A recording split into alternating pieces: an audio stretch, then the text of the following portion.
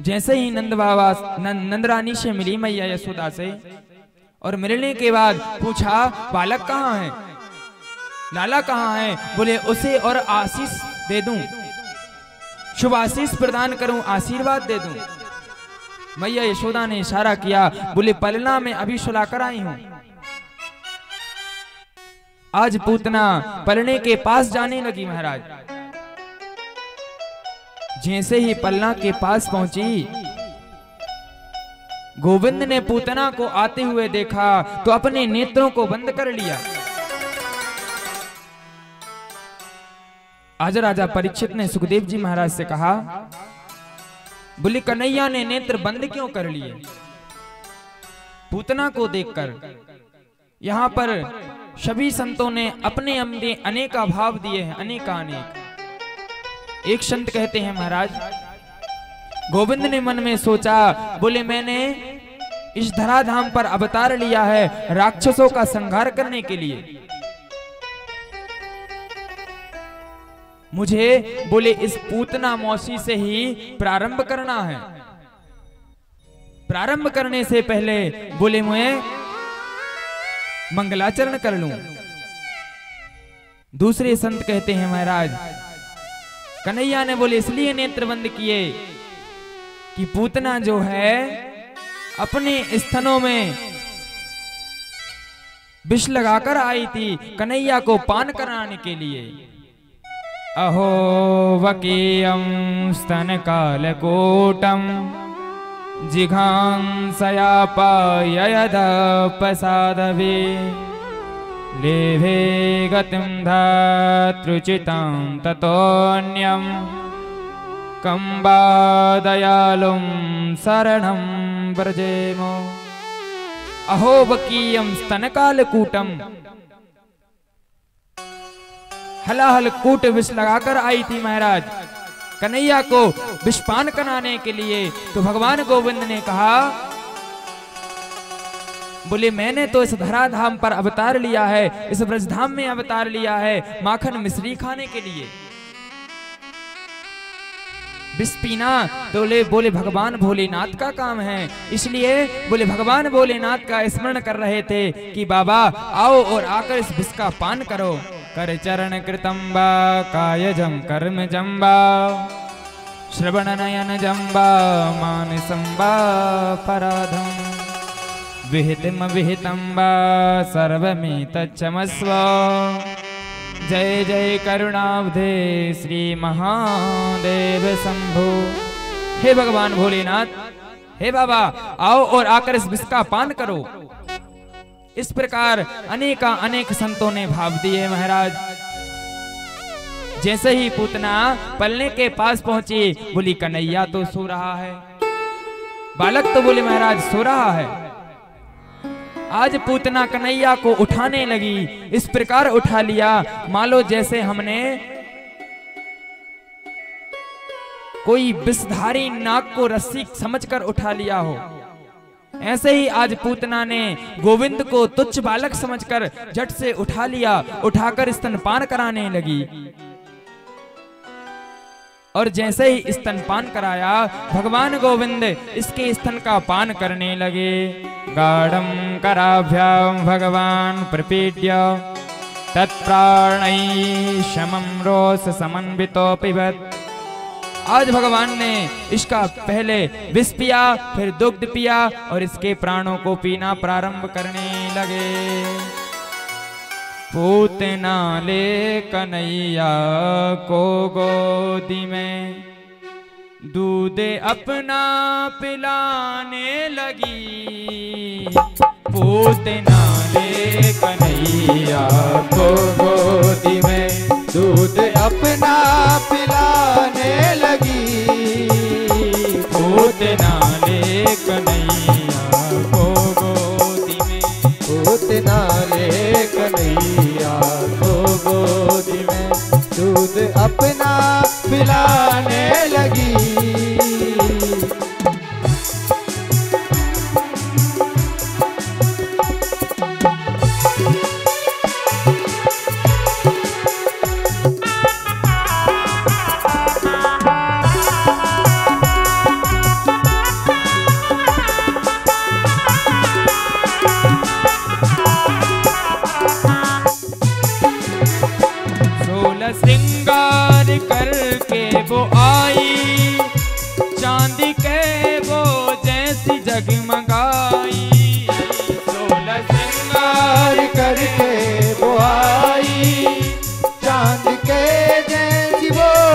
डगमगाई। बोली प्यारा है तेरा कन्हैया ओ मैया, बोली प्यारा है तेरा कन्हैया। दूध अपना पिलाने लगी, पूतना ले कन्हैया को गोदी में, दूध अपना पिलाने लगी है।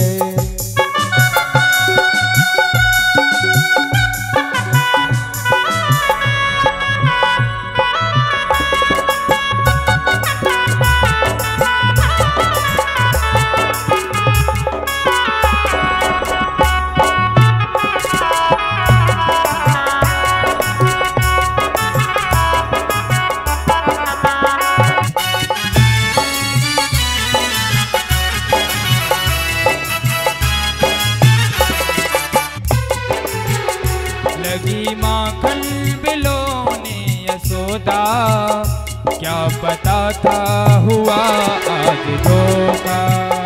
लगी माखन बिलोने यशोदा, क्या पता था हुआ आज धोखा। जहर उसके बदन में लगा था, जहर उसके बदन में लगा था। दूध अपना पिलाने लगी है, पूतना ले कन्हैया को गोदी में, दूध अपना पिलाने लगी है।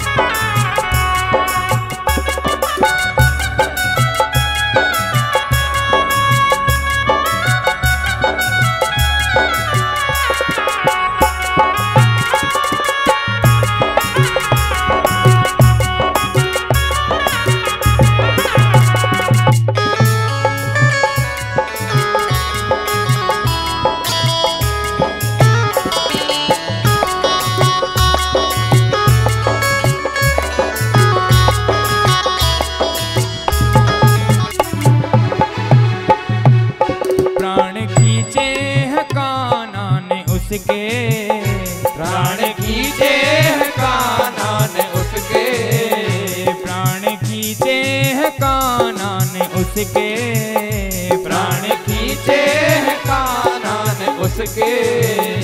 पूतना कष्ट पाने लगी है, पूतना ले कन्हैया को गोदी में, दूध अपना पिलाने लगी है। गोदी में दूध अपना पिलाने लगी है, दूध अपना पिलाने लगी है, दूध अपना पिलाने लगी है, दूध अपना पिलाने लगी है, दूध अपना पिलाने लगी है। भोली बाल कृष्ण भगवान की। आज भगवान कन्हैया गोविंद इस पूतना के स्तनपान करने के बाद महाराज इसके प्राणों का पान करने लगे। आज पूतना को कष्ट होने लगा। जैसे ही पूतना को कष्ट प्रारंभ हुआ, गोविंद को लेकर आकाश मार्ग की ओर उड़ जाती है। आज इसने अपना विशाल शरीर बना लिया। महाराज गोविंद ने जैसे ही इसके प्राणों को पिया, यह पृथ्वी पर गिर जाती है। इसका इतना विशाल शरीर था कि 6 कोस तक इसका शरीर फैल जाता है। जितने वृक्ष थे सब गिर जाते हैं। मैया यशोदा को जैसे ही वृक्षों के गिरने की आवाज आई, तुरंत मैया ने देखा, बोले मेरा लाला डर गया होगा। लाला के पास पहुंची। जैसे ही महाराज पलना में देखा तो पलना खाली था। मैया यशोदा डर गई। सभी में हाहाकार मच गई। गोप गोपिकाओं से पूछती है, मेरा लाला कहाँ गया, लाला कहाँ गया। तभी महल के बाहर आकर देखा कि एक पर्वत आकार में पूतना पड़ी हुई है। उसके पेट पर उदर पर गोविंद खेल रहा है। बहुत प्रयास करके गोविंद को पेट से उतार कर मैया यशोदा आज अपने भवन में ले आई। महाराज भवन में लाकर क्या करती है मैया? मैया ने आज गोविंद को गौ के गोबर से स्नान कराया, गौमूत्र से स्नान कराया, पंचगव्य का पान कराया महाराज। और क्या कराया? बोले गौमूत्रेण स्नापयित्वा पुनर्गो रजभासार्भकम्। आज गोविंद को मैया ने गौ की पूंछ से झाड़ा लगाया। आपको बताएं, अगर बालकों को नजर लग जाए तो भगवान गोविंद का नाम लेकर गौ की पूंछ से झाड़ा लगा देना, विश्वास पर रखना, उसकी नजर ठीक हो जाएगी। लेकिन आज के समय में समस्या बहुत है महाराज। अगर गौमूत्र की आवश्यकता पड़ जाए तो कई व्यक्ति ऐसे हैं जिनके घर में गौ माता है ही नहीं, आस पड़ोस में घूमते हैं गौ माता को पाने के लिए। तो आज मैया ने, यशोदा ने गौ की पूंछ से झाड़ा लगाया और अपने पुत्र की नजर उतारी। यहां पर नंद बाबा का आना हुआ।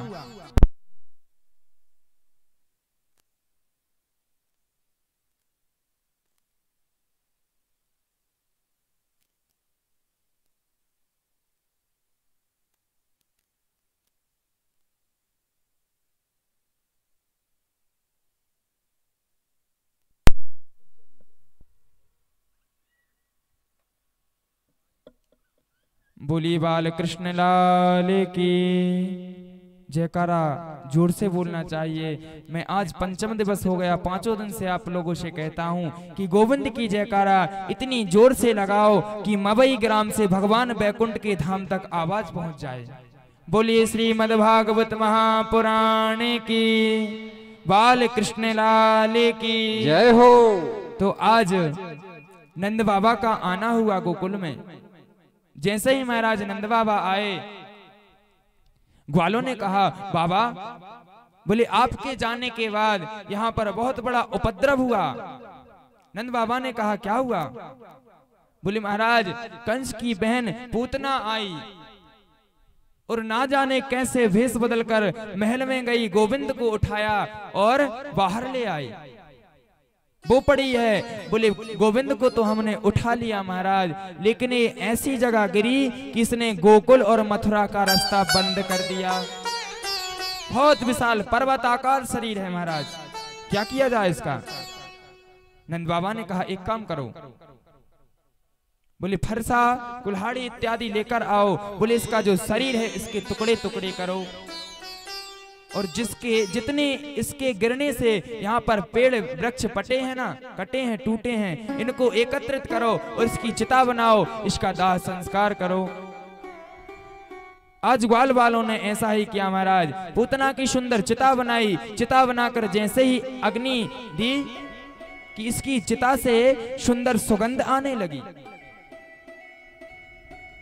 महाराज परीक्षित ने सुखदेव जी महाराज से प्रश्न कर दिया, हे बाबा, बोले एक बात बताओ, पूतना राक्षसी थी, गोविंद को मारने आई थी, इसकी चिता से सुगंध कैसे निकली? सुखदेव जी महाराज कहते हैं, हे राजन, बोले जिसका स्तन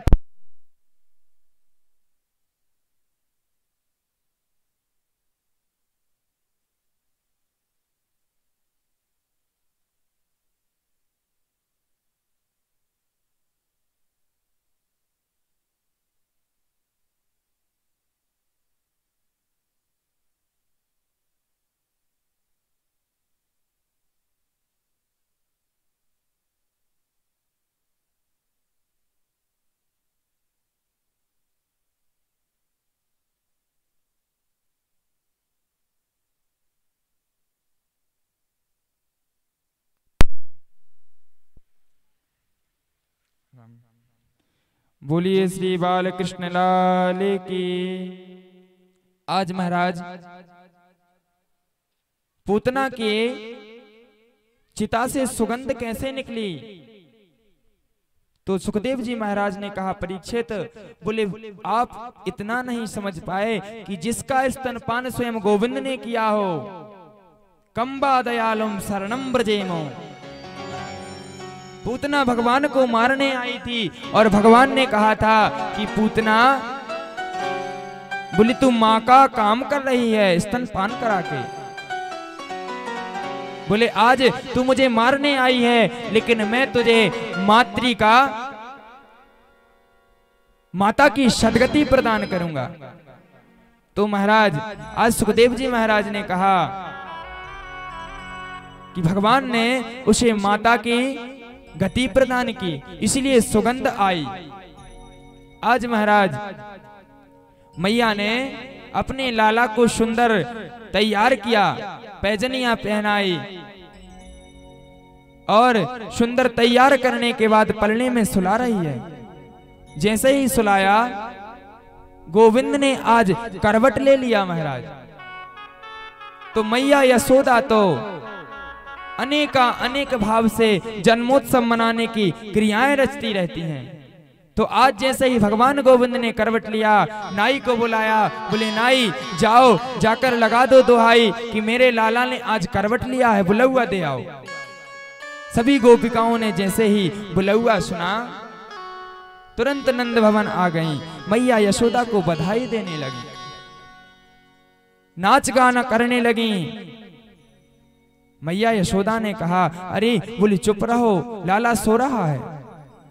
गोपिकाओं ने कहा, मैया अगर बोले आपको लाला को सुलाना ही था तो बुलौआ क्यों दिया भाई, हम लोगों को बुलाया क्यों? मैया ने कहा, तू जरा रुको। कान्हा का पलना उठाया और घर के बाहर एक गाड़ी रखी थी, उस गाड़ी से पलना को लटका दिया। आंगन में जितने मटके रखे थे दही के, सब एक साइड कर दिए। सभी गोपिकाएं नाच गान करने लगी, मैया को बधाई देने लगी। कन्हैया की निद्रा खुल गई। आज कन्हैया ने मैया को पुकारा, लेकिन मैया नहीं सुन रही हैं। तो आपको बताएं, बालकों का बल क्या होता है। बालानाम रोदनम बलम, जब तक बालक रोता नहीं तब तक मैया उसे स्तनपान नहीं कराती, दुग्धपान नहीं कराती। तो आज कन्हैया जोर जोर से रोने लगे। जब जोर जोर से रोए तब भी मैया ने नहीं सुना। ग्वाल वालों ने सुन लिया कन्हैया की रोने की आवाज। ग्वाल वाल कन्हैया को उठाकर मैया के पास ले जाने ही वाले थे कि कन्हैया को क्रोध आ गया। जोर से पैर का प्रभाव किया गाड़ी पर और गाड़ी आकाश में उड़ गई और धड़ाम से आकर जमीन पर गिर गई। मैया को जैसे ही आवाज आई, मैया दौड़ी दौड़ी बाहर आई। बाहर आकर देखा तो कन्हैया रो रहे हैं। ग्वाल वालों ने कहा, मैया बोले लाला जोर जोर से बहुत देर से रो रहा था, लेकिन आप आई नहीं। मैया ने ग्वाल वालों को डांटना प्रारंभ कर दिया। बोले आप लोगों ने ही कन्हैया को नीचे पटका है। ग्वाल वालों ने कहा, मैया बोले हमने नहीं पटका, अरे मैंने देखा है गोविंद ने इसमें लात का प्रहार किया तो गाड़ी पलट गई। आज मैया मानती नहीं है। मैया ने कहा ऐसा नहीं हो सकता। इसके बाद महाराज आज मैया अपने लाला को बाहर बैठकर आंगन में ऊपर उछाल रही हैं, खिला रही हैं। जब जब मैया उछालती तो कन्हैया किलकारी देकर हंसने लगते और जब बंद कर देती तो कन्हैया रोने लगते। आज मैया ने कहा बहुत देर हो गई, हाथ दुखने लगे, क्या करें। मैया आज कन्हैया को दुग्धपान कराने लगी। गोद में लिया, तभी क्या होता है, तृणावत नाम का राक्षस कन्हैया को मारने के लिए आ जाता है। तृणावत किस रूप में आया? बवंडर के रूप में, जो बगडूला आता है ना तूफान, इसके रूप में आया है। कन्हैया ने तिरछी नजर करके देखा बोले मैया के हाथ दुखने लगे तो मेरे मामा ने बोले उड़न खटोला भेजा है। अब बोले मामा ने तो भेज दिया लेकिन मैया तो छोड़े। कन्हैया ने सोचा मैया से दूर कैसे हूं। आज गोविंद ने धीरे धीरे अपना वजन बढ़ाना प्रारंभ कर दिया। मैया चौंक गई, बोले अभी तो गोविंद कम वजन के थे, इतना वजन कैसे हो गया। सोचने लगी, बोली बहुत देर से दुग्धपान करा रही थी, हो सकता है इसलिए वजन बढ़ गया हो। गोविंद को आंगन में छोड़ा और अंदर चली गई। बोले तुम यहीं पर खेलो। तभी आज तृणावत को सुंदर अवसर मिला। महाराज गोविंद के पास गया और गोविंद के पास जाकर गरीमाणम शिशोर्वोडम नासे गिरिकोटवत् भूमौ निधाय तम गोपीं विस्मिता भार पीड़िता। आज सुंदर अवसर मिल गया तृणावत को। तृणावत गोविंद के पास गया और चक्रावात में गोविंद को उठा लिया। आज गोविंद इस तृणावत के ऊपर बैठ जाते हैं। महाराज तमंतरिक्षात् पतितं शिलायां विशीर्ण सर्वावयवं करालम। गोविंद आज इसके कांधे पर बैठकर देख रहे हैं। बोले ये ललिता का घर है, ये मधुमंगल का घर है, ये छिपी गली है। ये सारे आज गोकुल को देखा, सारे ब्रजमंडल को देख रहे हैं। महाराज जैसे ही तृणाव्रत ने मथुरा का रास्ता रखा, कन्हैया ने कहा अरे बोले तो मामा के पास ले जा रहा है। कन्हैया ने आज अपना वजन बढ़ाना प्रारंभ कर दिया। तृणाव्रत बार बार देखता है। बार बार जब देखा तो मन में सोचने लगा, बोले मैं बालक को ही लेकर आया हूं, क्या कोई पत्थर उठा लाया। कन्हैया मन में सोचने लगे, अरे राक्षस, बोले लोग तो पत्थर में मेरा दर्शन करते हैं और तू मुझ में पत्थर देख रहा है। चल बोले तुझे पत्थर से ही मार कर तेरे प्राणांत करूंगा। आज भगवान ने अपना वेग बढ़ाया और विशीर्ण सर्वावयम करालम, इसको पकड़कर घुमाकर आज भगवान ने पत्थर से मार दिया। इसके प्राण गोविंदाय नमो नमः। बोली बाल कृष्ण लाल की जय। आज भगवान ने तृणाव्रत का उद्धार कर दिया। वसुदेव जी महाराज आज मथुरा में बैठे बैठे दिन गिन रहे हैं। बोले मेरा लाला 1 वर्ष का हो गया आज, पता नहीं बोले नंद बाबा ने मेरे बालक का नामकरण संस्कार कराया है कि नहीं। आज महाराज नंद बाबा ने अपने कुल पुरोहित गर्गाचार्य जी के पास गए और महाराज आचार्य श्री से कहा, बोले आपको तो सब कुछ ज्ञात है, आप तो त्रैलोक्य के स्वामी हैं, आपका ज्योतिष बहुत अच्छा है, तो आपसे एक निवेदन है कि आप गोकुल चले जाइए, नंद भवन में नंद बाबा के यहाँ मेरा बालक है। बोले आप उस बालक का नामकरण संस्कार कराइए। गर्गाचार्य जी ने कहा ठीक है, बोले हम जाते हैं। आज गर्गाचार्य जी महाराज गोकुल में आए। गोकुल में आकर नंद भवन पहुंचे। जैसे ही महाराज नंद भवन पर पहुंचे,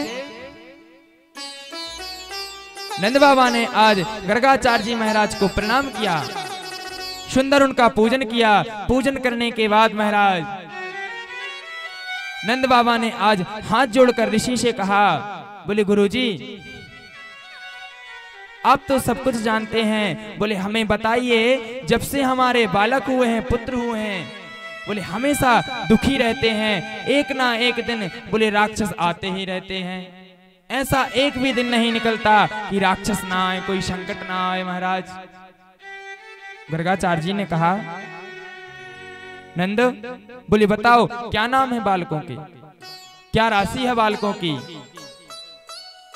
आपको बताएं, ज्योतिष में नाम से आपका भविष्य पता चल जाता है, नाम से आपकी सारी कुंडली निकल जाती है, आपको कौन सी दशा, कौन सी ग्रह दशा चल रही है, सब निकल आता है। आज महाराज नंद बाबा ने कहा, बोले गुरुजी हमारे बालकों का बोले अभी तक नामकरण नहीं हुआ। गर्गाचार्य जी हंसने लगे, वाह, बोले 1 वर्ष व्यतीत हो गया और आपने अभी तक अपने पुत्रों का नामकरण संस्कार नहीं कराया। नामकरण संस्कार की विधि है कि 10वें दिन तक बालक का नामकरण संस्कार हो जाना चाहिए।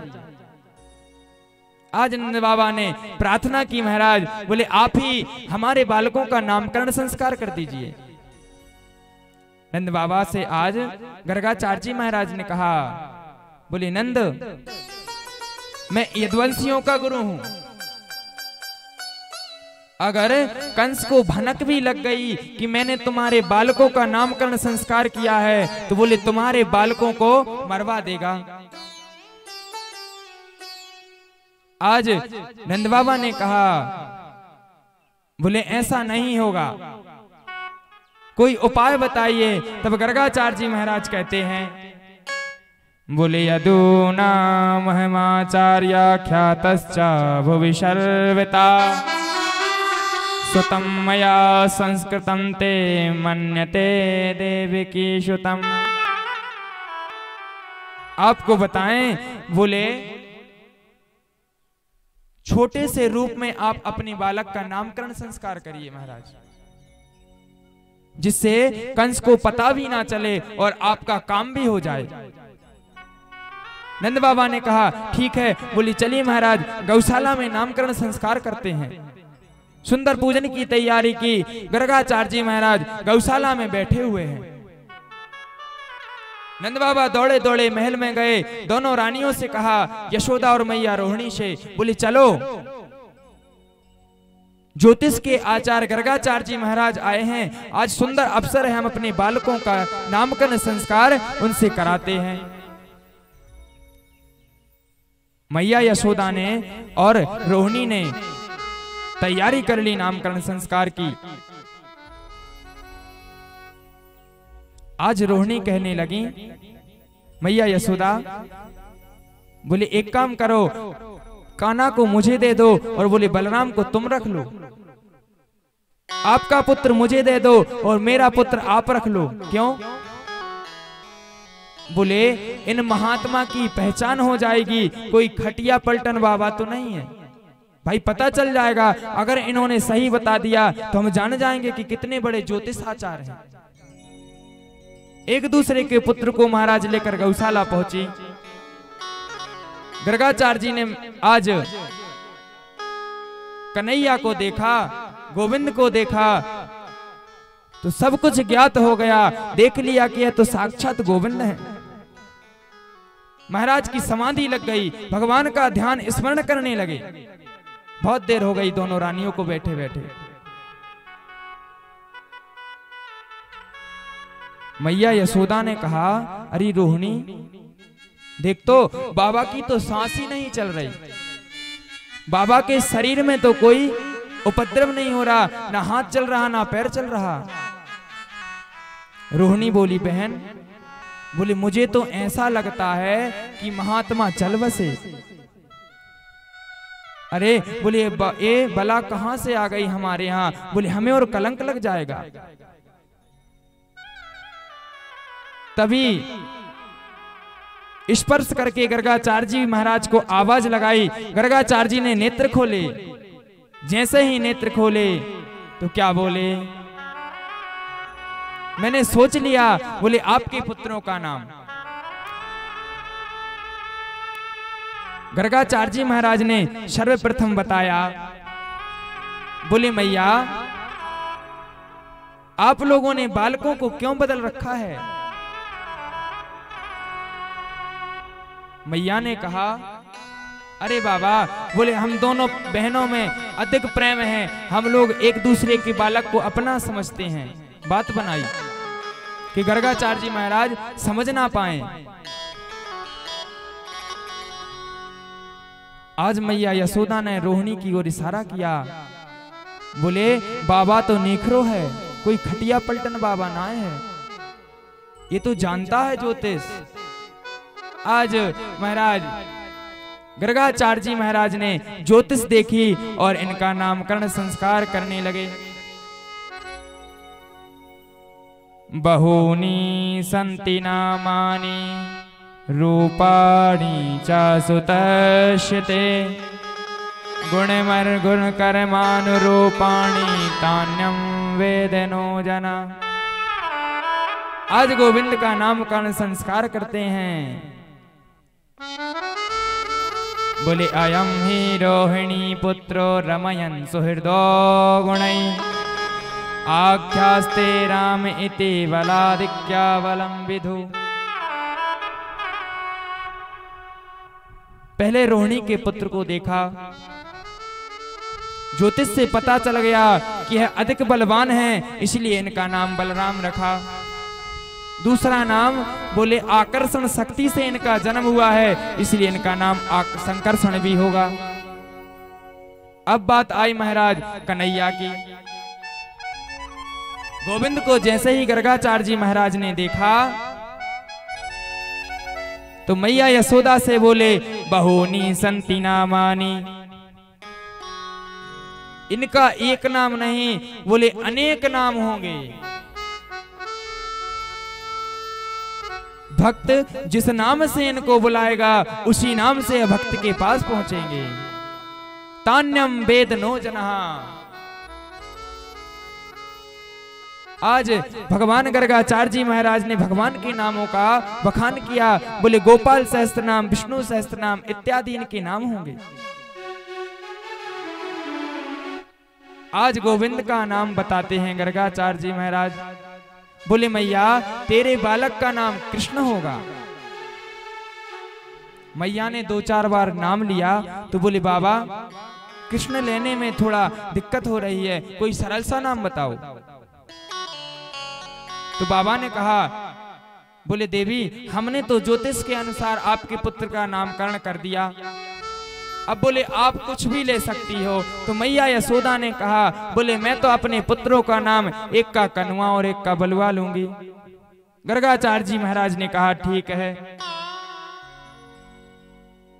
आज महाराज गर्गाचार्य जी इनकी दिव्य छटा को अपने हृदय में बिठाकर अंतःकरण में प्रविष्ट करके जाने लगे। यहां पर क्या होता है, आज दोनों बालक धीरे धीरे बड़े होने लगे, घुटनों के बल चलने लगे। महाराज मैया ने पैरों में पैजनियां पहना दी। सारे आज गृह में घूमने लगे दोनों पुत्र। एक दिन क्या हुआ, कन्हैया और बलराम घूमते घूमते गौशाला में पहुंचे। कालेन व्रजताल्पेन गोकुले राम केशवौ जानुभ्यां सह पाणिभ्यां रिंगमाणौ विजहन्यतु। गौशाला में पहुंचे महाराज। तो वहां पहुंचकर आज गोविंद ने अपने सारे शरीर में गोबर लपेट लिया। गोबर को लपेट लिया और मैया के पास आए। मैया ने कहा कितना उपद्रव करता है। कभी भगवान धूल में खेलकर धूल लपेट लेते हैं, कभी गौ का गोबर लपेट लेते हैं, और हम लोग क्रीम पाउडर से अपना श्रृंगार करते हैं। गोविंद को देखिए, गोविंद को जो मिल जाए उसको लपेट के अपना श्रृंगार कर लेते हैं। सुंदरे किन्न सुंदरम। जो व्यक्ति सुंदर होता है ना, वो कोई भी वस्त्र पहन ले, किसी भी चीज से श्रृंगार कर ले, अच्छा लगता है। और जो अच्छा सुंदर ना हो वो कुछ भी लगा ले, सुंदर नहीं लगता। आज रसखान जी भगवान सुंदर की, श्याम सुंदर की व्याख्या करते हैं। धूलि भरे अति शोभित श्याम जो, कैसी बनी सुर सुंदर चोटी। खेलत खात फिरे अंगना पग, पैजनी बाजत पीर कछोटी, बाछवि कौर सिखान विलोकत, भारत काम कला निधि कोटि। काग के भाग कहा कहिए, हरि हाथ से ले गयो माखन रोटी। आज भगवान का सुंदर रूप का बखान किया रिस खान जी महाराज ने। इसके बाद भगवान जब बड़े हो गए, एक दिन विचार किया। महाराज बोले गोपिकाएं बहुत परेशान होती हैं मेरी एक छटा का दर्शन करने के लिए, क्या किया जाए। बोले गोपिकाओं का मन होता है कि मेरा दर्शन करें, तो मुझे भी गोपिकाओं के लिए कुछ करना चाहिए। एक दिन विचार बनाया महाराज, सभी ग्वाल वालों को एकत्रित किया और आज कन्हैया ने कहा, बोले चलो हम लोग कुछ नया खेल खेलते हैं। सब ग्वालों ने कहा महाराज कन्हैया कौन सा खेल खेलना है। गोविंद ने कहा, बोले हम लोग अब चोरी करना सीखेंगे। सभी ग्वाल वालों ने कहा, रे कान्हा, बोले चोरी भी कोई खेल होता है, चोरी सीखना बोले अच्छी बात नहीं है। बोले पिताजी को अगर पता चल गया तो बहुत पिटाई लगेगी। अरे कन्हैया ने कहा, हमें ऐसी चोरी नहीं करना। फिर बोले हमें तो दही और मक्खन की चोरी करना है। बोले खाने पीने की अगर वस्तु चुराएं तो उसको चोरी नहीं कहते। सभी ग्वाल वाल आज मना कर रहे हैं। बोले कन्हैया तुम्हारे घर तो बोले 9 लाख गाय हैं, ढेर लगता है बोले दही का मक्खन का, फिर चोरी करने की क्या जरूरत। कन्हैया ने कहा, बोले श्रीदामा को देखो 1.5 हड्डी का हो रहा है। अरे बोले आप लोगों के घर का जो माखन होता है वो बोले मथुरा जाता है बिकने के लिए। गौओं की सेवा बोले हम करें और माखन खाएं मथुरा के वाला। बोले ये तो गलत बात है। सभी ग्वाल वालों ने कहा, बोले आप सही कह रहे हैं कान्हा।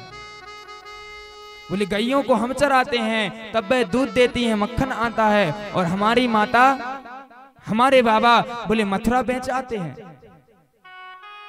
बोले मथुरा के ग्वाल वाल बलवान बन जाएंगे और हम ऐसे ही रहेंगे। कन्हैया के साथ चोरी करने के लिए तैयार हो जाते हैं। एक टीम बनाई, मंडली बनाई। इसका नाम क्या रखा महाराज? बाले गोपाल चौर विद्या प्रचार मंडला। इस टीम का नाम रखा चोर विद्या प्रचार। कन्हैया ने सभी ग्वाल वालों से कहा, बोले सबसे पहले काम करो। क्या? बोले चोरी सीखना है तो पहले अपने अपने घर में चोरी करो। सब ग्वालों ने कहा ठीक है महाराज। चले गए शाम को घर। सबने आज चोरी की घर में अपने अपने। तो क्या हुआ, कोई चोरी में सफल हुआ, कोई चोरी में पकड़ा गया, किसी की पिटाई हुई। सुबह जब आए कन्हैया ने पूछा, बोले बताओ किसने कैसी चोरी की। सब अपनी अपनी चोरी बताने लगे। तो कहने लगे कन्हैया, बोले हमसे ना बनती चोरी। कन्हैया ने कहा चिंता क्यों करते हो? बोले मैं तो हूं, मैं सिखाऊंगा आपको चोरी करना। कन्हैया मन में सोच रहे हैं मुझे गोपिकाओं का उद्देश्य पूर्ण करना है, उनको दर्शन देने जाना है। आज ग्वाल वाल सभी माखन की चोरी करना प्रारंभ कर देते हैं। महाराज आज नंद भवन में मैया यशोदा के पास ब्रज की सभी गोपिकाएं कान्हा की शिकायत करने आ जाती हैं। बोली मैया आपका जो लाला है ना कन्हैया, बोले बहुत सताता है, हम लोगों को बहुत परेशान करता है।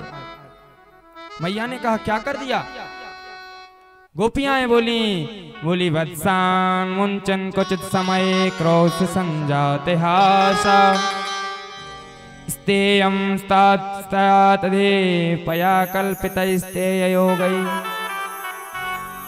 बोली मैया आपका जो लाला है बोले हमारे घर जाता है बछड़ों को छोड़ देता है। मैया ने कहा बोले तुम गऊ को लगाने जाती होंगी और हमारा लाला बछड़ा छोड़ देता होगा।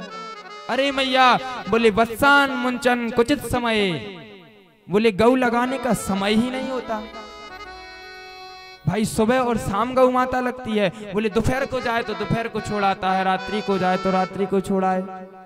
और महाराज अगर मैं लगाने बैठूं और इससे कहूं कि लाला जरा बछड़ा छोड़ना, क्या बोलता है, मुझे नौकर समझ लिया क्या? उल्टी बातें करने लगता है महाराज। एक गोपी बोली मैया मुझे भी परेशान करता है। तो मैया ने कहा बोले इसे डांटा करो, आप फटकार लगाया करो। मैया बोले हमने फटकार लगाकर भी देख लिया, अगर अपन जोर से लाला को डांट दो तो पहले तो आंखें दिखाएगा और फिर सुंदर मुस्कान दे देगा। जैसे ही कान्हा मुस्कुराता है हमारा क्रोध शांत हो जाता है। डांटने से भी कुछ नहीं हुआ महाराज। तीसरी बोली मैया बोली मैंने तो इसको मक्खन परोस कर तक देख लिया। कान्हा बोले चोरी करके माखन खाता है। मैंने तो एक दिन कहा कन्हैया बोले आओ बैठकर माखन खाओ। उल्टी बातें करने लगा महाराज। मुझे क्या बोले भिखारी समझ लिया, भिखमंगा समझ लिया क्या?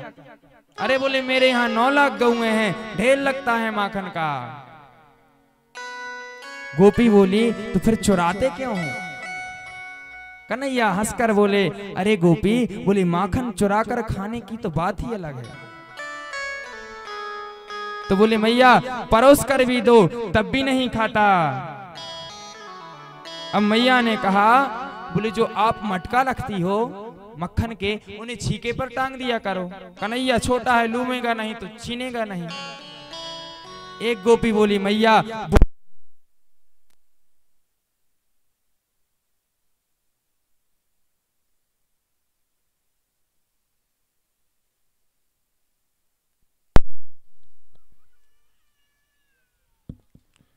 बोली बाल कृष्ण लाल की। आज गोपी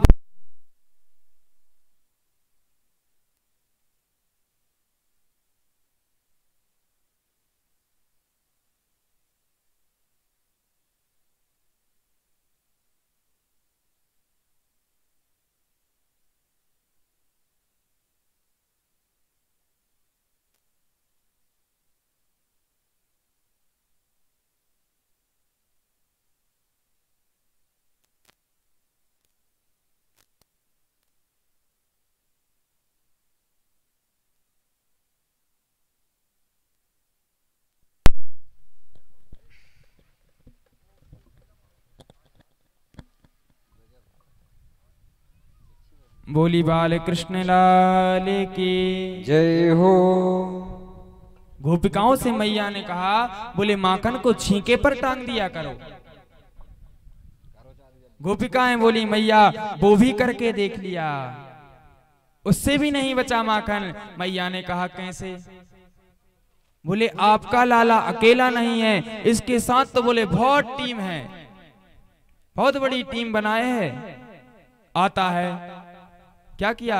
बोले पहले बड़े को खड़ा करेगा, फिर उससे छोटे को उसके ऊपर करेगा, फिर उससे छोटे को उसके ऊपर करेगा और महाराज सबसे ऊपर खुद चढ़ जाएगा,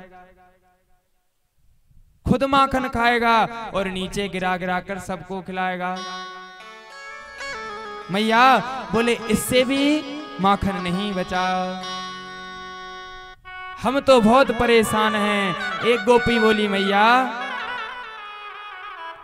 एक दिन लाला मेरे घर गया, चुपके से मैं चोरी चोरी से देख रही थी।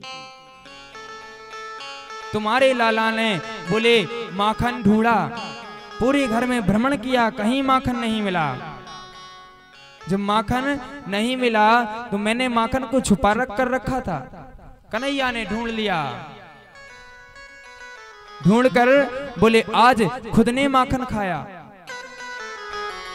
जब स्वयं का पेट भर गया तो बोले सभी ग्वालों को माखन खिलवाया, और सभी ग्वालों का पेट भर गया तो महाराज ऐसी आवाज लगाई, ऐसी विचित्र आवाज लगाई कि मेरा घर बंदरों से भर गया। आपको बताएं, भगवान की मित्रता बंदरों से राम जन्म से है। आज गोविंद ने जैसे ही आवाज लगाई कि बंदर मेरे घर में बन नहीं रहे महाराज, इतने आए, सारा मक्खन खाया, बंदरों को भी खिलाया, और बोले जब मटके खाली हो गए तो सूंघने लगे। बोले इतने बेकार पात्र में मक्खन रखती हैं।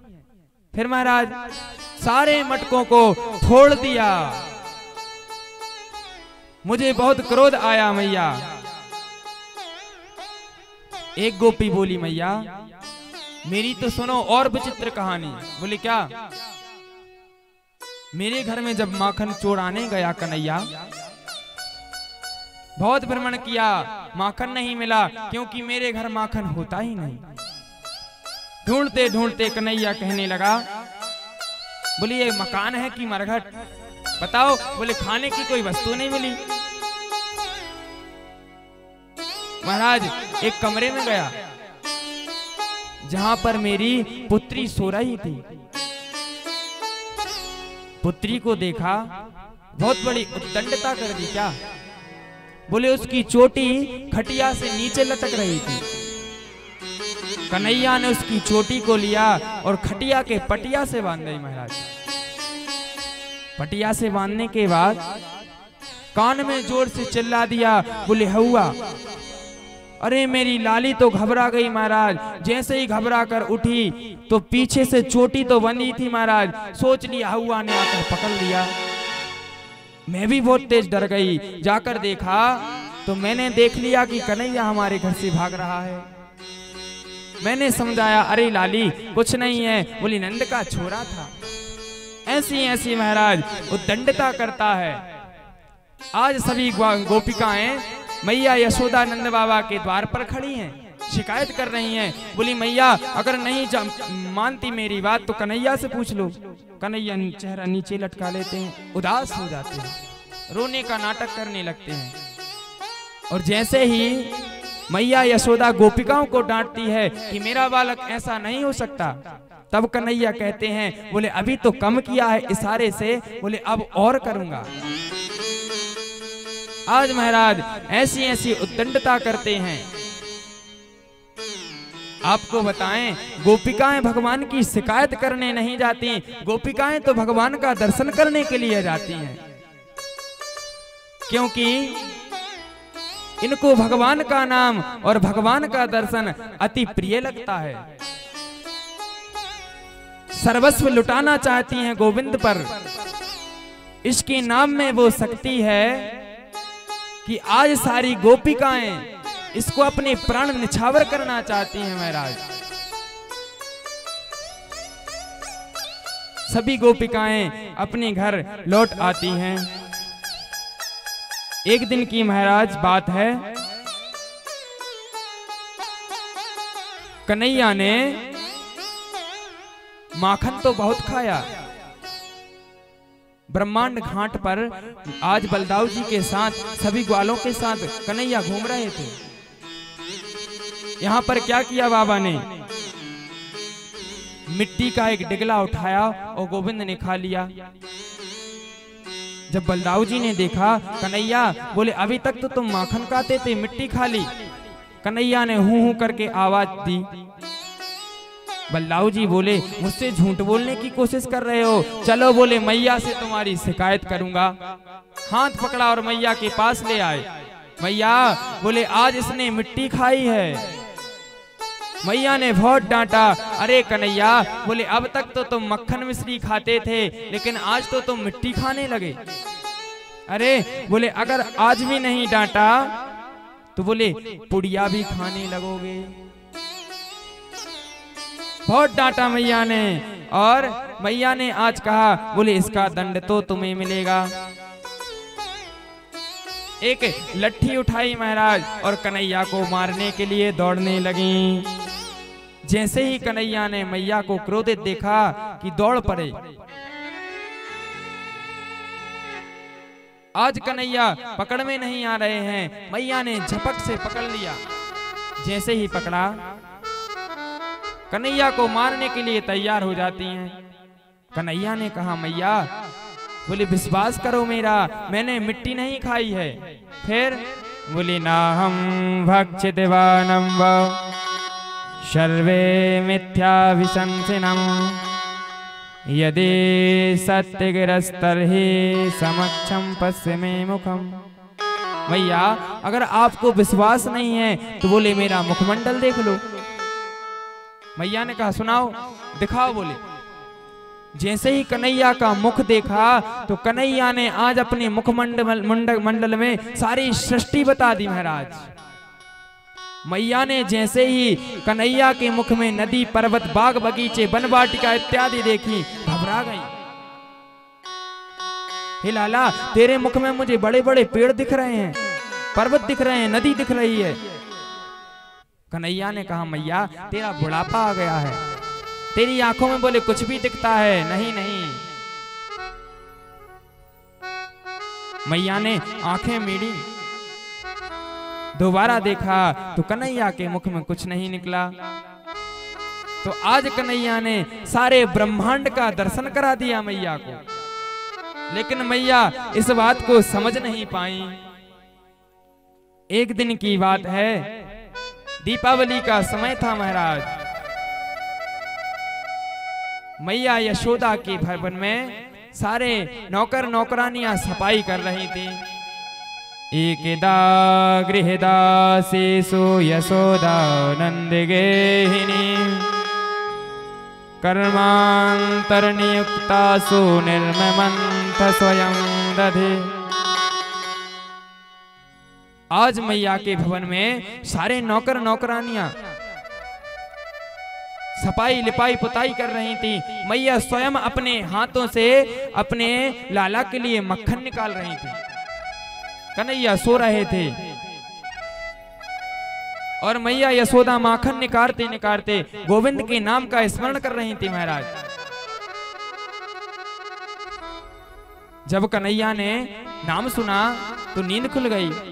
दौड़े दौड़े मैया के पास आए, मैया मुझे भूख लगी है। मैया ने कहा बेटा, बोले अभी तो बहुत देर है मक्खन निकलने में। फिर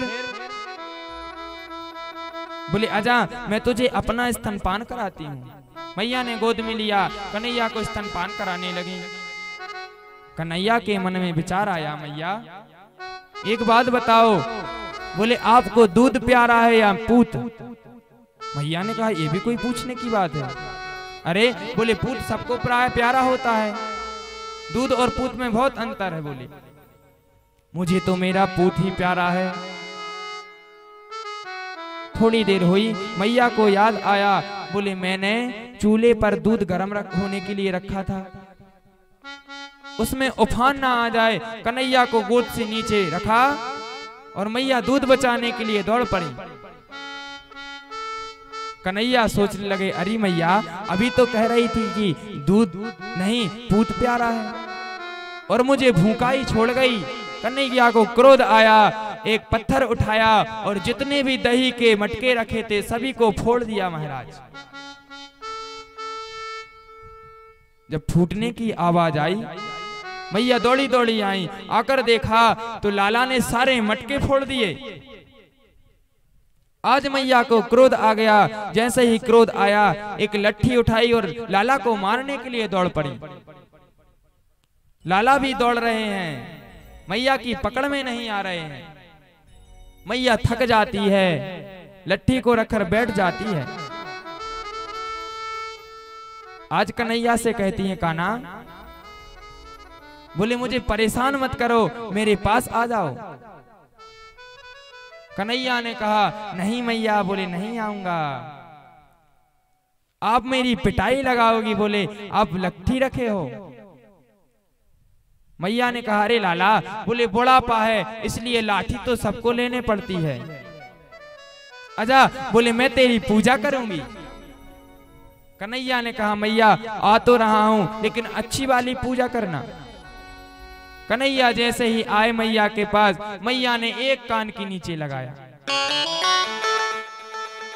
और आज बोले तूने बहुत बड़ी उद्दंडता की है, अगर तुझे मैंने दंड नहीं दिया तू दिनों दिन वृद्धि करता जाएगा।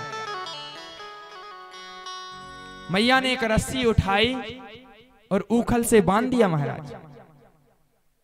जैसे ही गठान लगाने की बारी आती है कि 2 अंगुल रस्सी कम पड़ जाती है। घर में जितनी रस्सी थी सारी एक एक करके मैया यशोदा ने बांध दी, लेकिन लास्ट में जब गठान लगानी होती है तो 2 अंगुल रस्सी कम पड़ जाती है। आज मैया यशोदा थक गई, पसीना आने लगा। मैया आज बहुत परेशान हो गई। लाला ने सोचा मैया परेशान हो गई। अरे मैया, बोले मैं इतनी आसानी से बंधने वाला नहीं हूं। आज कन्हैया सोचते हैं कि माता और पुत्र के बीच जो प्रेम होता है उसमें गांठ ना आ पाए। आज कन्हैया ने कहा मैया मैं इतनी आसानी से नहीं बन सकता। प्रभु ने लीला की और मैया ने रस्सी में गठान लगा दी। महाराज, मैया आज ऊखल में बांधकर कन्हैया को और नंद भवन में चली जाती है। अब भगवान गोविंद उस ऊखल को लेकर घूमने लगते हैं। खींचते खींचते महल के बाहर पहुंच जाते हैं। आज इनका ऊखल जो है 2 वृक्षों के बीच फंस गया। कन्हैया ने जोर से झटका दिया, वह दोनों वृक्ष नीचे गिर गए उखड़कर। इसमें से 2 महापुरुष निकले महाराज। एक का नाम था नलकूबर और दूसरा का मणिग्रीव। ये गंधर्व थे। वृक्ष कैसे बने? एक बार ये दोनों सरोवर में नग्न अवस्था में स्नान कर रहे थे। नारद जी महाराज आए और ये स्नान करते रहे। नारद जी ने इनको श्राप दे दिया था, बोले तुम लोग नग्न अवस्था में स्नान कर रहे हो और मुझे आकर वस्त्र धारण नहीं किया। बोले जाओ, तुम जड़ के समान हो जाओगे, वृक्ष बन जाओगे। तो महाराज जो मणिग्रीव और नलकूब नाम का जो गंधर्व थे वृक्ष बन गए थे। भगवान गोविंद ने इनका सुंदर आज उद्धार किया। इसके बाद महाराज नंद बाबा ने आज सभा लगाई। सभी लोगों से कहा, बोले जब से हमारे यहाँ लाला हुए हैं कोई ना कोई उपद्रव खड़ा होता जा रहा है महाराज, क्या करें फिर? बोले हमें गोकुल को छोड़ देना चाहिए।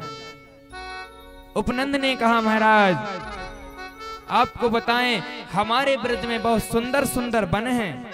वृंदावन, निधिवन, वेलवन, कालवन, तालवन, मधुवन इत्यादि बहुत वन हैं, लेकिन बोले इन वनों में सबसे अधिक अच्छा वन है कौन सा? बोले वनम वृंदावनम नाम पसभ्यम नवकाननम गोपी गोपी गवांशेभ्यम पुण्याद्रे तृणवीरुधम। बोले इन वनों में सर्वश्रेष्ठ वन है वृंदावन।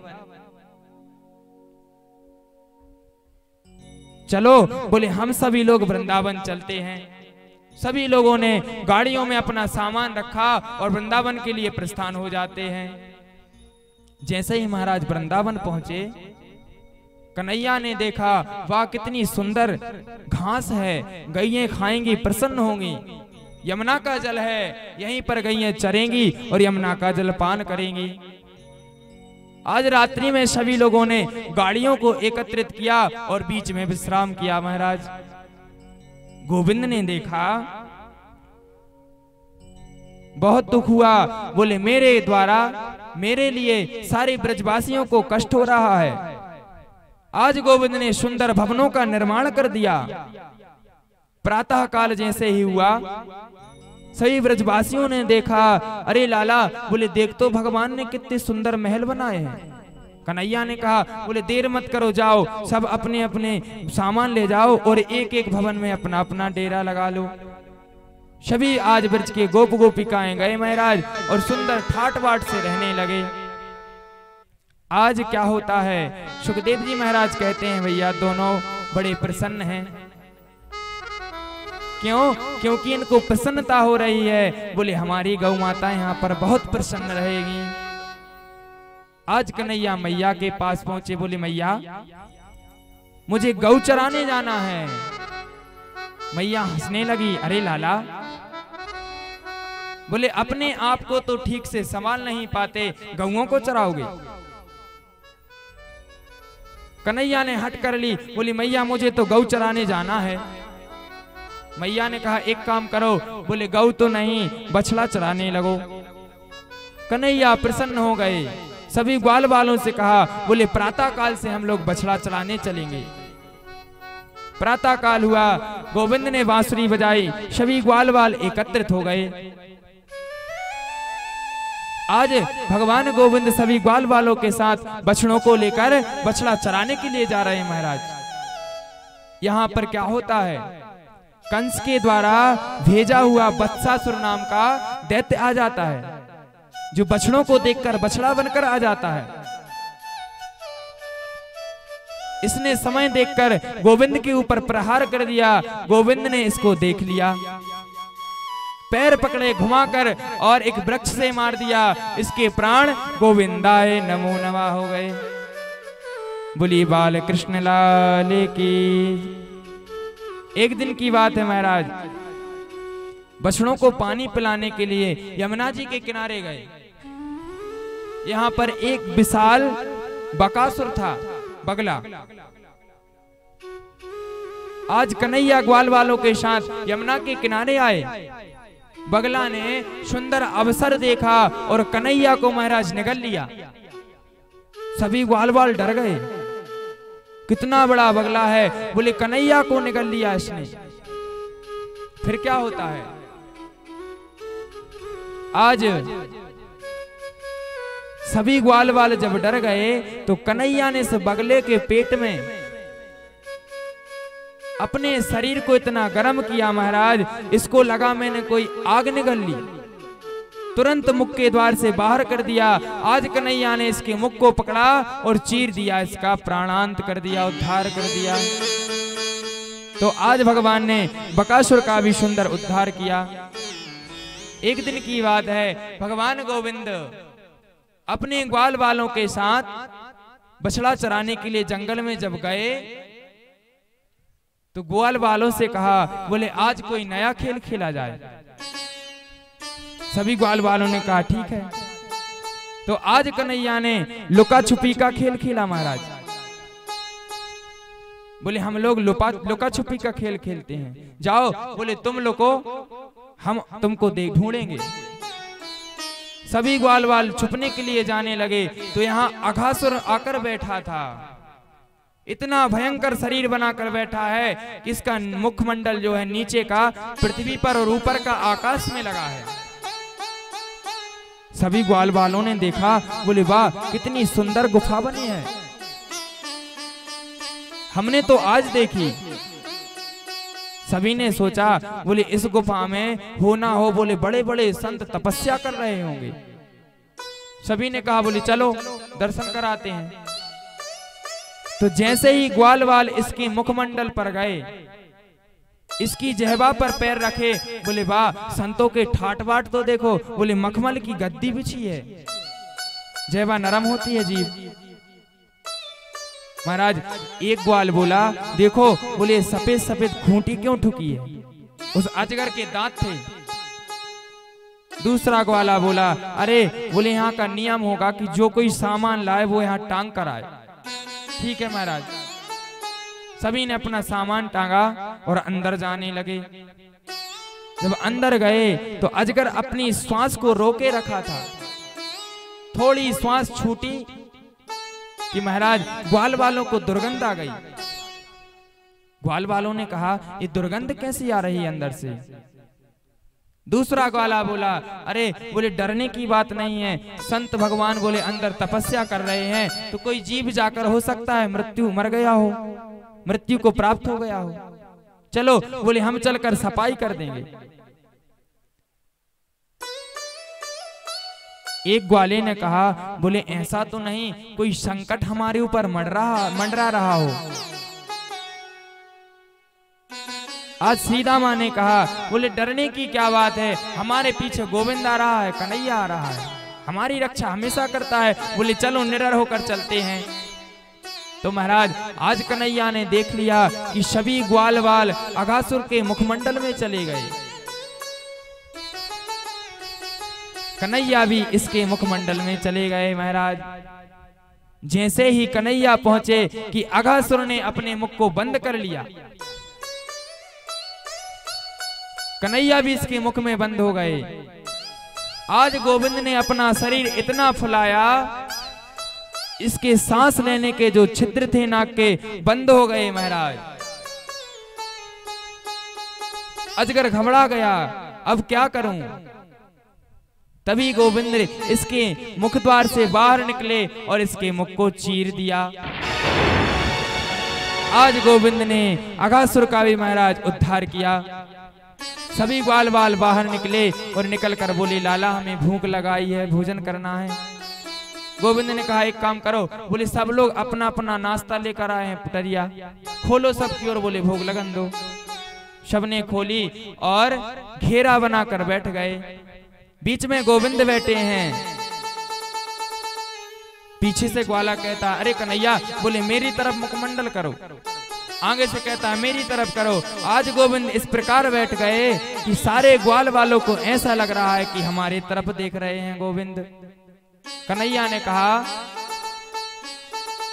बोले कौन क्या क्या नाश्ता में लाया है, बाल भोग कौन क्या लाया है, बोले हमें भी दो, हम भी करेंगे। तो कन्हैया ने अपने हाथों में ही आज दाल भात रखे और महाराज खाने लगे। सभी ग्वाल वालों को खिलाते हैं और खाते हैं।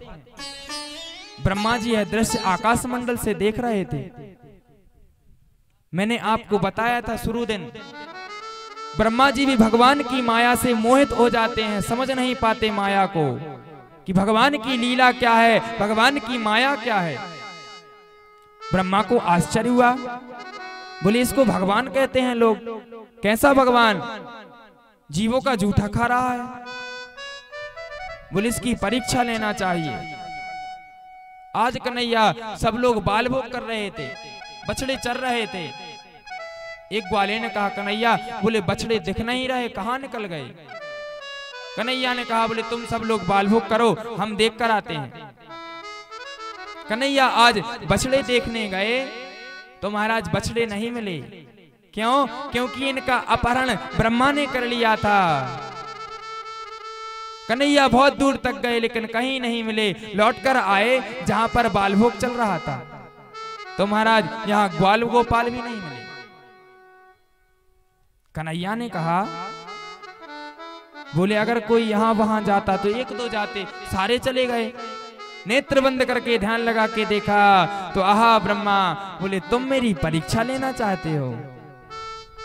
आज गोविंद ने सुंदर लीला की, जितने बछड़े थे उतने बछड़े के रूप में गोविंद आ गए, जितने ग्वालवाल थे उतने ग्वालवाल बन गए। और महाराज जो जैसा वस्त्र पहना था आज गोविंद वे वस्त्र भी बन गए, जो जैसी लाठी रखे था गोविंद लाठी भी बन गए। घर पहुंचे तो कोई इनको समझ नहीं पाया कि गोविंद हैं या अपने बाल सखा हैं। यह प्रक्रिया महाराज 1 साल तक चलती रही, कोई इनकी माया को नहीं समझ सका। तब ब्रह्मा को समझ आया कि 1 साल हो गए भैया, अब जाकर देखें। तो आज ब्रह्मा ने ब्रजमंडल में आकर देखा तो क्या देखता है, आज ब्रह्मा जी ने क्या देखा ब्रजमंडल में आकर, बोले मैंने जिन ग्वाल वालों को अपहरण किया था वो तो ये ब्रजमंडल में घूम रहे हैं। तुरंत लौटे, अपने ब्रह्मलोक गए, वहां देखा तो सारे ग्वाल वाल सो रहे हैं। फिर लौट कर आए तो आज गोविंद ने अपने पास बुलाया ब्रह्मा को। अरे ब्रह्मा, बोले घबराओ मत, तुम मेरी माया से अवगत नहीं हो, मुझे नहीं जानते। बोले ब्रह्मा, इस सृष्टि को बनाने वाला मैं हूं, चलाने वाला मैं हूं, श्रृंगार करने वाला भी मैं हूं। मैंने तुम्हारी सृष्टि से हटकर निर्माण कर दिया। आज ब्रह्मा जी ने भगवान की सुंदर स्तुति की। महाराज क्षमा याचना करते हैं ब्रह्मा जी महाराज। क्या बोले? हे गोविंद, मुझे क्षमा करो, मैं तुम्हारी शरण में हूं, मुझे माफ करो। नौमीड्यं ते भ्रवपुषे तडिदंबराय गुंजावतं सपरिपे छल सन्मुखाय वन्यस्त्रजे कवलवेत्र विशाल वेणु लक्ष्मश्रिये मृदुपते पशुपंकजाय। हे गोविंद, मुझे क्षमा करो, मैं आपकी माया को समझ नहीं पाया महाराज। आज ब्रह्मा जी ने भगवान से प्रार्थना की। इसके बाद महाराज लीला आती है गोविंद की। एक गोपी जो है आज नंद भवन पहुंची। नंद भवन पहुंचकर मैया से बोली, मैया मुझे थोड़ा सा गोबर उठाना है, क्या मैं उठा लूं? मैया ने कहा, ये भी कोई पूछने की बात है? आज यह सखी गोबर लेने नहीं, गोविंद के दर्शन करने के लिए गई है। मैया ने कहा, जाओ उठा लो। तो महाराज इस सखी ने अपने टोकनी में इतना गोबर भर लिया कि इससे उठा नहीं जा रहा है। कन्हैया को आवाज लगाई, अरे कन्हैया, बोली जरा मेरी मदद करवा दो, मेरा यह गोबर है जो उठवा दो। कन्हैया आए और कन्हैया ने हाथ लगवा दिए, उठवा दिए। ये गोपिका बहुत प्रसन्न हुई, भगवान गोविंद को अपने इतने सामीप्य पाकर गदगद हो गई। कन्हैया ने कहा, बोले गोपी, मैंने तुम्हारी मदद की है, बोले मुझे कुछ देना होगा। गोपी ने कहा, बताओ। बोले मैंने तुम्हारा आज गोबर उठवाया है, मुझे एक दही का गोला देना होगा, मक्खन का। गोपी ने कहा, ठीक है। गोपी ये पटक कर आई, दो बार आ गई महाराज। फिर भरा, गोविंद को बुलाया, गोविंद से कहा, मेरा उठवा दो गोबर। कन्हैया ने कहा, देखो ध्यान रखना है हिसाब का। बोले जितनी बार उठवाऊंगा उतने गोला लूंगा दही के, मक्खन के। गोपी बोली, अच्छा एक काम करो। बोले क्या? भूल नहीं होगी। बोले मैं जितने बार गोबर ले जाऊंगी उठाकर, तुम्हारे चेहरे पर एक टिपकी लगा दूंगी गोबर की। महाराज इतनी बार ले गई कि भगवान गोविंद के सारे चेहरे पर गोबर लग गया। कन्हैया आज अंदर गए तो मैया ने देखा। बोले लाला, ये क्या करवा कर आए हो तुम? कन्हैया ने कहा, मैया ये मेरा हिसाब किताब है। मैया ने पानी लिया और गोविंद के चेहरे को धो दिया, साफ कर दिया। कन्हैया रोने लगे, अरे मैया, बोली तूने मेरा सारा हिसाब चौपट कर दिया। तो ऐसी सुंदर लीलाएं आज गोविंद कर रहे हैं महाराज। इसके बाद आज भगवान ने देखा कि इस यमुना में कालिया नाग रहता है। इस कालिया नाग को इस यमुना से हटाना है, क्योंकि इसका जल अगर गौ माता पान कर ले तो बोले मर जाती है, मृत्यु को प्राप्त हो जाती हैं, क्योंकि इसका जो जल है विषैला है। कन्हैया ने मन में सोचा, बोले ऐसा दिन देखना होगा कि जिस दिन में बलराम हमारे साथ ना जाए, हमारे बड़े भैया। क्यों? क्योंकि यह भी शेष के अवतार हैं और कालिया नाग को भगाना है। तो अगर कालिया नाग को मैं दंडित करूंगा तो ना जाने दादा बलराम जी क्रोधित हो गए तो मैं क्या करूंगा। आज सुंदर दिन मिला, बलदाऊ जी महाराज का जन्मोत्सव था, तो घर पर जन्मोत्सव चल रहा था। कन्हैया गौ माता को लेकर गए और यमुना के किनारे पहुंच जाते हैं। अब विचार किया, बोले इस कालिया नाग को कैसे हटाया जाए। तो आज भगवान सुंदर यहाँ पर भागवत में तो प्रसंग नहीं आता है, लेकिन संतों का भाव है कि यहाँ पर श्रीदामा जो सुदामा श्रीदामा और मधुमंगल के साथ भगवान गोविंद गेंद खेलने लगे महाराज। तो आज श्रीदामा ने उस गेंद को जल में फेंक दिया। आज कन्हैया गोविंद उस गेंद को निकालने के लिए कदम के पैर पर चढ़ जाते हैं। सभी ग्वाल बाल बोले गोविंद